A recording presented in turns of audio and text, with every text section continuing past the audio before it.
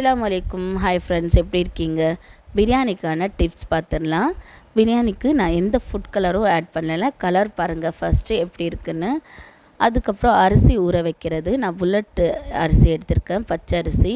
இது நான் 15லேருந்து ஒரு 20 நிமிஷம் ஊற வச்சா போதும். அதே பாஸ்மதி எடுத்திங்கன்னா ஒரு 1/2 hour ஊற வைக்கணும்.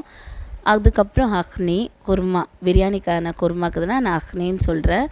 இது நம்ம காரம், உப்பு, புளிப்பு எல்லாம் கரெக்டாக மெஷர்மெண்ட்டோடு சேர்த்தா தான் கரெக்டாக இருக்கும், பர்ஃபெக்டாக இருக்கும். வெங்காயம் வதங்கினதே நம்ம மிளகாய்த்தூள் ஆட் பண்ணிக்கணும். சிம்மில் வச்சுட்டு மிளகாய்த்தூள் ஆட் பண்ணிவிட்டு தக்காளி ஆட் பண்ணிக்கணும்.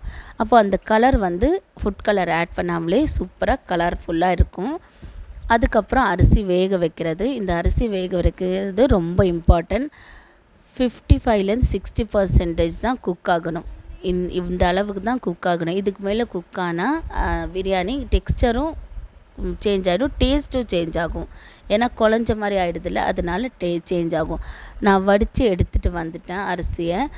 இங்கே பாருங்கள் எவ்வளோ நல்லா அரிசியாக இருக்குது, உதிரி உதிரியாக இருக்குது. அதுக்கப்புறம் அரிசியும் நல்லா வடித்து எடுத்துகிட்டு வந்ததில் அரிசி நல்லா ஹீட்டாக இருக்குது. நம்ம வச்சுருக்க குருமா கூட நல்லா ஹீட்டாக இருக்கணும். அப்படி ஃபஸ்ட்டே நம்ம செய்து வச்சுட்டா ஹீட் பண்ணிக்கிட்டோம். நல்லா ஹீட் பண்ணிவிட்டு எடுத்து நம்ம மிக்ஸ் பண்ணிக்கணும். நான் மிக்ஸ் பண்ணுறது போட்டு கிளறிடக்கூடாது, உடஞ்சிரும். மிக்ஸ் பண்ணும்போது இப்போ நான் வீடியோவில் காமிக்கிறேன் பாருங்கள், இதே மாதிரி தான் மிக்ஸ் பண்ணணும். இந்த ஜல்லி கரண்டியோ தோசை கரண்டியோ எந்த கரண்டியோ அது அடியிலேருந்து எடுத்து தான் மிக்ஸ் பண்ணணும். இப்போது கரெக்டாக இருக்கும். சீக்கிரமாக மிக்ஸ் பண்ணிவிடுங்க. போட்டு உடையவும் கூடாது, நம்ம சீக்கிரமாகவும் மிக்ஸ் பண்ணிடணும். அது ஏன்னா ஹீட் போகாமல் இருக்கணும். அப்போ தம்முக்கு அது ஒரு டிப்ஸ் தான். சீக்கிரமாக பண்ணிவிட்டு தம்மில் வச்சிடணும். ஹீட்டு போகக்கூடாது, ரொம்ப நேரம் வச்சு மிக்ஸ் பண்ணக்கூடாது.